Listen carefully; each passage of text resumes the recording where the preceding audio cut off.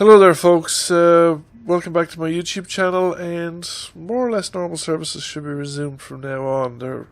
We'll talk a bit more about some interruptions that will occur next week, or possibly occur next week. So I got my microphone stand, a bit to my surprise, because I ordered it last Thursday week. It was a clamp desktop thing. It's exactly the same as the one I had before, except it looks like, looking at it, the one I had before wasn't assembled correctly in the final assembly. The actual bit that held the microphone was like it was put in upside down, and so the weight of the microphone was going against the seam on two little aluminium clips that just were holding on a threaded bar that microphone with the shock mount screwed into. So all the weight was going against the seam, whereas in this one's now the seam is internally, so it's towards the towards the inner side of the arm, and the weight of the microphone is resting on the screw towards the screwed side of the clamp. There's also, looks like, a bit of metal snapped off in the original one when probably from the strain of the weight of the microphone on the arm. But in the meanwhile, because I wasn't expecting this one to arrive, I went off and ordered a second one, or another different type of one. It's a little desk tripod.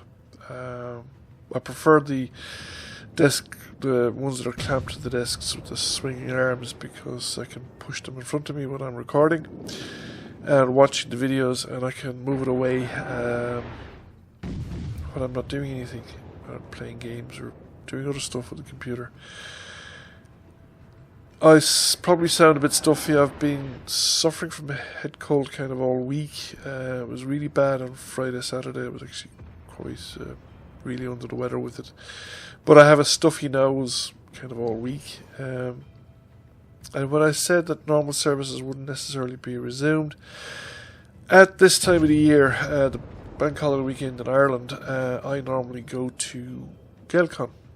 It's Gaelcon 30. I was peripherally involved in the original Gaelcon 30 odd years ago, and I've been to pretty much every one of them since. Myself and a few friends from college, we've been coming to this over the last 30 odd years, and it's one of our several times a year we get together and basically play board games, sometimes play some D&D, and normally for Gaelcon I would have uploaded extra videos, but because it takes so much time for me to upload a video, we're talking about 12, 13, 14 hours, depending on how many minutes, roughly an hour a minute, is my upload speed.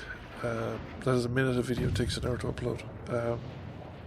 So I generally would have created the videos last week, and I've uploaded the extras over the weekend.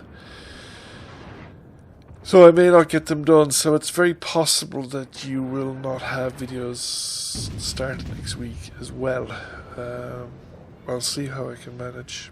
I may be able to sort of borrow somebody else's broadband when I get to Dublin, my aunt's or something like that, and just upload the videos. That way, if I get them done between now and Friday. What was I doing in the weekend? Well, actually I did a lot of reading. Nothing particularly weighty or important. Mostly alternative history, the Eric Flint 1632 Ring of Fire universe. I have been a fan of them since it came out. Not usually a fan of alternative history, although I have read quite a few, but I've always found them to be somewhat unconvincing, and I think the 1632 was one of the better efforts in that line. But I actually started rereading some of them just to remind myself of what had happened.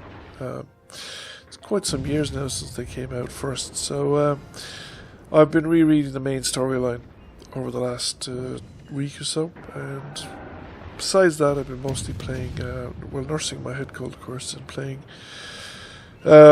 some World of Tanks, some World of Warships, quite a bit of World of Warships, not to any great effect, as you can see here.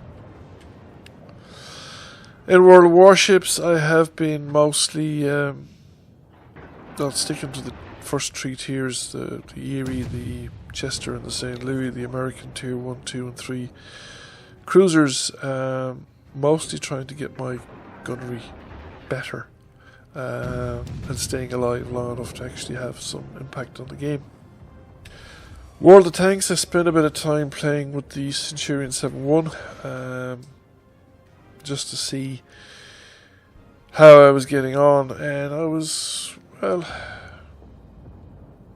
not as good as I'd hoped to be, but I was still, I would like to play with that tank some more,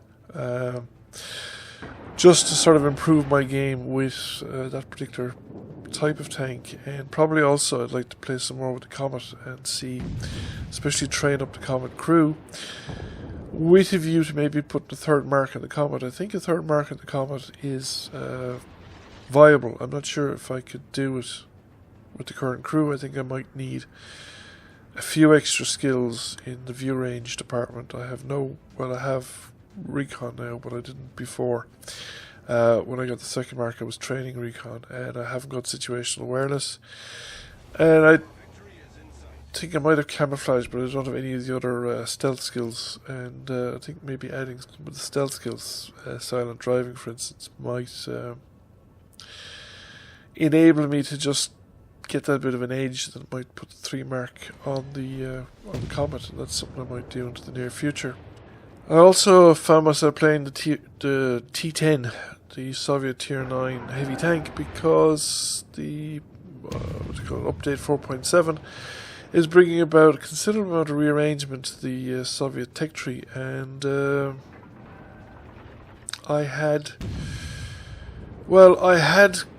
was a long way. I was most of the way towards unlocking the final package, but actually unlocking the second to last package on the T10.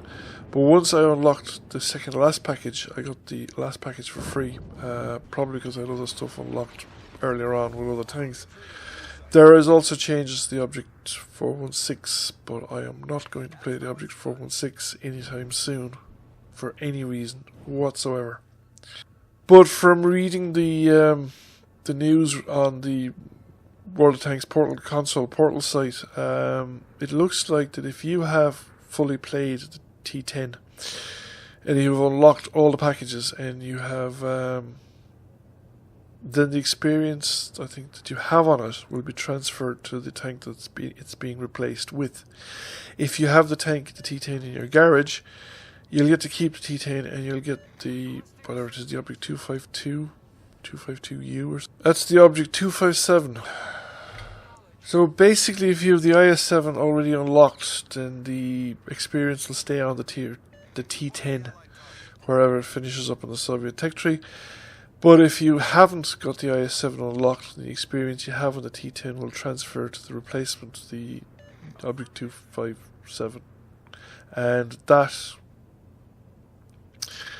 if you have the T10 in your garage, you'll keep the T10, you will get that as well in an extra garage slot, and you get pro rata packages unlocked depending on what packages you've unlocked in the T10 anyway. So if you want to, to get better on the grinder, to maximize the output, you need to have ideally the T10 ground out before you get the replacement tank. So I managed to do that. It wasn't actually that difficult, but I did burn off the by 2s and by 3 experience things that I had won. What was it? Whatever the last competition thing that we had, where we were getting, we got a whole bunch of operations that gave you experience multipliers, and I have managed to burn through all of those to complete the T10 grind. So the T10 is now, all packages are unlocked. It's not elite in that I haven't got the IS-7 unlocked, and I'm very unlikely to have the IS-7 unlocked because it's 200,000 XP and I'm at 10,000 XP or something at the moment. So the current state of play then is that I have I suppose I have plenty of World of Tanks videos and I have plenty of World of Warships videos. I just don't have very good World of Warships videos. But I suppose I'm going to share them with you anyway. There's no point in me claiming that I'm a particularly good World of Warships player. I might as well just work away with what I've got.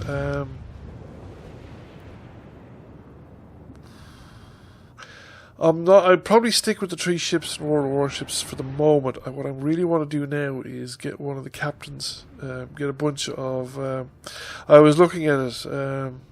It's easy enough to transfer a captain, but it takes real money or free XP to redistribute points. It looks like you can do it for free, but it looks like it takes experience or doubloons to redistribute the skill points on the captain, and therefore I think my commander strategy has been a bit flawed in World of Warships, that I have been trading up captains and assigning points to them and then transferring them as I go up to higher tiers. But I think actually that's a mistake. So what I should probably be doing is using the low tier ships when I'm training up the captains and not assign points, and then transfer them, so that I have all the points unassigned, and when I'm transferring them into the ship that I want to keep them in, I should then assign the points there. So I probably will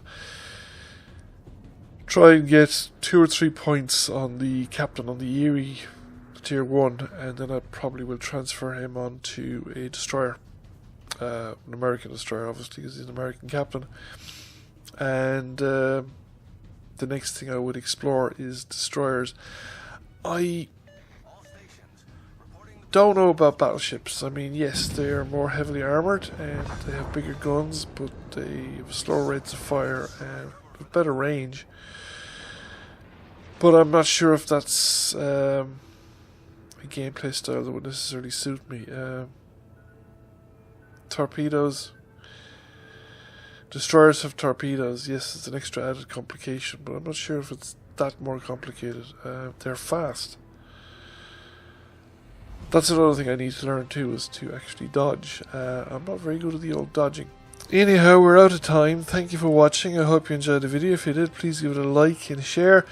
If you've not already done so, please subscribe. I'll catch you all again soon. Bye for now.